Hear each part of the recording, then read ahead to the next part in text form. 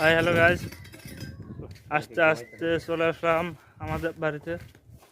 দেখেন বাড়িতে চলে আসলাম, এখন বাড়িতে থেকে রেস্ট নিব। যে রোদ, যে তাপমাত্রা, ভিতরে একবার শুকিয়ে গেছে। ভিতরে শুধু মরুভূমির মতো হাহাকার করতে আছে, মনে হচ্ছে পানি এক পুকুর খেয়ে ফেলবো। যে চেষ্টা করবো যে পানি কতটুকু খাইতে পারি। মাকে বলছি যে ফ্রিজে পানি রাখার লেগে ফ্রিজ সব খেয়ে অ্যালবাম এসে বলছি আমাদের বাড়িতে। এসে বলছি বাড়িতে এখন আলু অনেক কষ্ট করে আসলাম জঙ্গল থেকে।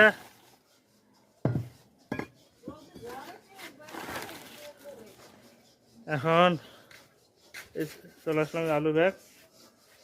এখন আমার হাত মুখ ধোবো, হাত মুখ দিয়ে আলু নেব।